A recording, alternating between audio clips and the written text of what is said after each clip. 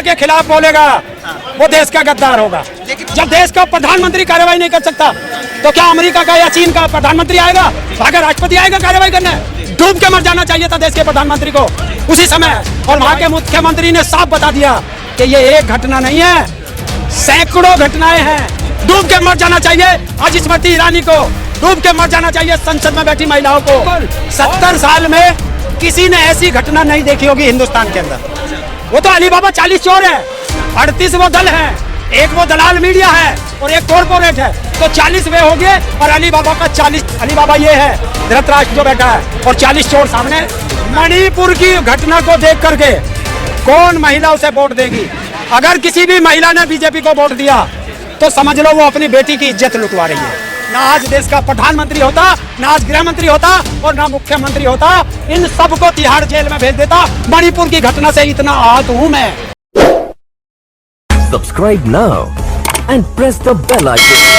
Never miss an update. Bharat का प्यार जनता के साथ। अच्छा, मतलब वो इंडिया को रट लिया है आप लोगों ने, लग रहा है सिर्फ वो इंडिया ले लिया है और अब उसी पे प्रचार होगा। जो इंडिया के खिलाफ बोलेगा वो देश का गद्दार होगा। लेकिन वो तो I.N.D.I.A बताया जा रहा है विपक्ष की तरफ, सरकार की तरफ से, उनके लोगों की तरफ। वो देखिए, जब हाथी चलता है तो कुत्ते कितने भौंकते हैं ये तुमने देख लिया होगा। तो हाथी चल चुका है तो अब कुत्तों को भौंकने दो। अच्छा, हमने देखा कि जिस तरह से पूरा मामला भी सामने आया है मणिपुर का, बड़ा ही अफसोस था। कल पीएम ने भी क्या कहा? उसको लेकर एक स्पीच दी, भले ही वो कुछ सेकंड्स की थी, लेकिन कहा कि बहुत क्रोधित है उनका। कौन कह रहा? प्रधानमंत्री ने बयान दिया। क्रोधित होने से क्या मतलब है? कार्रवाई से मतलब है। जब देश का प्रधानमंत्री कार्रवाई नहीं कर सकता तो क्या अमेरिका का या चीन का प्रधानमंत्री आएगा? भागा राष्ट्रपति आएगा कार्रवाई करने? डूब के मर जाना चाहिए था देश के प्रधानमंत्री को उसी समय जब ये बाइटू ने मिली थी। 18 मई की रिपोर्ट है और आज तक प्रधानमंत्री को पता नहीं है। अगर मैं सोशल मीडिया का धन्यवाद देता हूं जिसने इसको देश में वायरल किया, और मैं उस दिन से सोया नहीं हूं, मुझे चैन से नींद नहीं आ रही कि जब मेरे देश में इस तरह का बेटियों के साथ अन्याय हो रहा है और देश का प्रधानमंत्री चैन से सो रहा है, विदेशी यात्रा कर रहा है और वहां के मुख्यमंत्री ने साफ बता दिया कि ये एक घटना नहीं है, सैकड़ों घटनाएं हैं। जब प्रदेश का मुख्यमंत्री सैकड़ों बताता हो तो समझ लेना हजारों में होंगी, क्योंकि जीरो सरकार खा जाती है। प्रधानमंत्री कह रहे हैं ना बख्शा नहीं जाएगा। कब? कल जो स्पीच में उन्होंने यही बात तो कही है कि बख्शा नहीं जाएगा उनको 140 करोड़ लोग। जिम्मेवारी कौन लेगा? जिम्मेवारी कौन लेगा? जिम्मेदारी लेते हुए तो जनता के सामने आए हैं। तो जिम्मेवारी लेना है तो मुख्यमंत्री को बर्खास्त करो, गृह मंत्री को बर्खास्त करो और प्रधानमंत्री स्वयं इस्तीफा दे। और आज तो मैं राष्ट्रपति के ऊपर भी उंगली उठाता हूं कि आदिवासी महिला, उन्हीं आदिवासियों के चक्कर में वो राष्ट्रपति बनी थी और महिला होने के नाते वो बोल नहीं रही है। डूब के मर जाना चाहिए ऐसे महिलाओं को, डूब के मर जाना चाहिए आज स्मृति ईरानी को, डूब के मर जाना चाहिए संसद में बैठी महिलाओं को और महिला आयोग को कि वो बोल नहीं रही हैं। बड़ा ही संवेदनशील ये मुद्दा था और जिस तरह से हमने देखा कि सरकार की तरफ से कोई बयान और सोशल मीडिया पर लगातार चीजें आई, लेकिन एक चीज है जिसकी कमी है वो है कार्रवाई। कार्रवाई इसकी तो बात कर रहा हूँ, कार्रवाई करेगा कौन? प्रधानमंत्री को कल कार्रवाई कर देना चाहिए था। ये प्रधानमंत्री बोलता नहीं। अगर कल सुप्रीम कोर्ट संज्ञान नहीं लेता तो ये धृतराष्ट्र बोलता नहीं कल भी। एक के बाद एक ऐसा मन को विचलित करने वाली वीडियो जो है वो मणिपुर से हमने देखी और उन तमाम मुद्दों पर चुप रहे। उनको क्या ये ऐसा नहीं कहा जाए कि इस मामले को हो जाने दिया गया, इतना बढ़ जाने दिया गया? ये जानबूझ के कराई गई घटनाएं हैं और इसके लिए देश का प्रधानमंत्री, देश का गृह मंत्री और वहाँ का मुख्यमंत्री ये लोग जिम्मेवार हैं। 70 सालों में कहते हैं बहुत कुछ नहीं हुआ, हमने 70 सालों में शायद ऐसा भी कुछ नहीं देखा। बिल्कुल, 70 साल में किसी ने ऐसी घटना नहीं देखी होगी हिंदुस्तान के अंदर जैसी ये देखी कि 2 महीने से ज्यादा प्रदेश जल रहा है और देश का प्रधानमंत्री चुप है, चुनावी रैलियों में और विदेशी दौरों में मगन है। तो इसे कहते हैं धृतराष्ट्र। विपक्ष ने जिस तरह से नाम दिया है इंडिया, कैसा देख रहे हैं उसको आप? बहुत अच्छा जी। जिसने भी ये नाम बनाया उसके लिए दिल से धन्यवाद है मेरी तरफ से। और अब देखना, जब ये इंडिया चलेगा तो देश बढ़ेगा, लेकिन और ये इंडिया भी बढ़ेगा। लेकिन दूसरी तरफ सरकार जो एनडीए है उसके साथ भी तकरीबन 48 दल जो है गठन 38 नहीं नहीं नहीं नहीं, आप गलत बोल रहे हैं।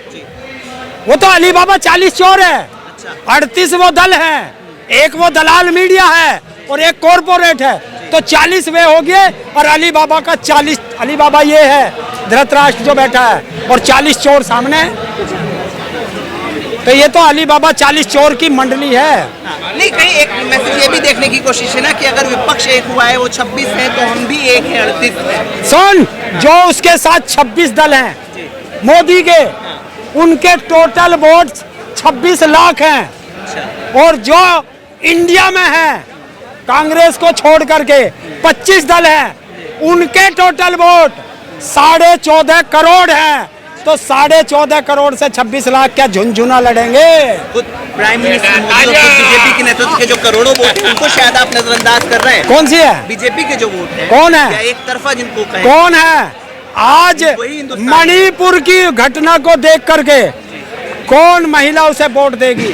अगर किसी भी महिला ने बीजेपी को वोट दिया तो समझ लो वो अपनी बेटी की इज्जत लुटवा रही है। अच्छा, बहुत बड़ी बात है। और जो भी बीजेपी को वोट देगा समझ लो वो अपनी बेटियों को मणिपुर की तरह इन बीजेपी वालों के सामने परोस रहा है। बहुत बड़ी बात आपने। और क्या कहूँ, मेरे हाथ में पावर नहीं है।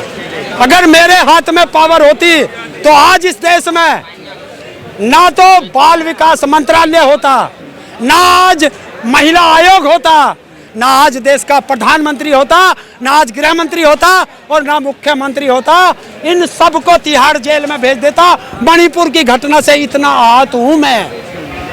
पीएम भी कह रहे हैं कि वो क्रोधित है। क्या क्रोधित है? वो भी आहत हुए, जाहिर है। नहीं आहत हुआ। अगर आहत होता तो ये बाइट देने से पहले उस मुख्यमंत्री की गर्दन मरोड़ देता। क्यों नहीं मरोड़ी? गृह मंत्री की क्यों नहीं मरोड़ी? गृह मंत्री का काम क्या? आंतरिक सुरक्षा। और जो मैं सुरक्षा दे नहीं पा रहा तो फिर मेरा पद पे रहने का क्या काम? बताओ, पत्रकार हैं आप।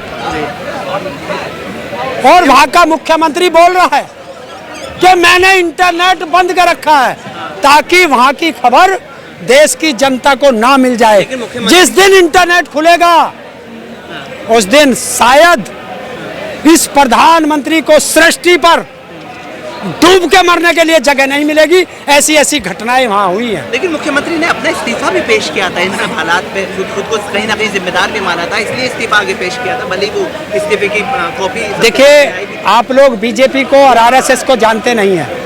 ये आरएसएस की लेबोरेटरी बनाई गई है मणिपुर। अच्छा। और अगर मैं इस्तीफा दे रहा हूं तो तुम्हारी क्या औकात है जो तुम ना लो? तुम्हारी क्या औकात है? अगर उसने इस्तीफा दिया तो किसने ना लिया?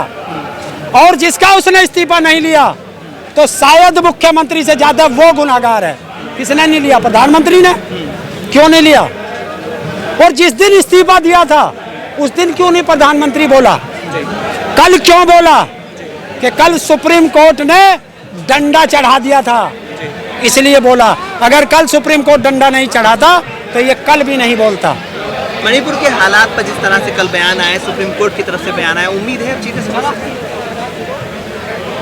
सुधरनी चाहिए। अच्छा। वहाँ की जनता से मैं अपील करूंगा कि पुराने सारे झगड़े भूल करके आप भारत के नागरिक हो, सब भाईचारे से रहें, इन राजनेताओं के बहकावे में ना आए, क्योंकि ये आपको लड़ाएंगे और अपनी राजनीतिक रोटियां सेकेंगे। Subscribe now and press the bell icon. Never miss an update.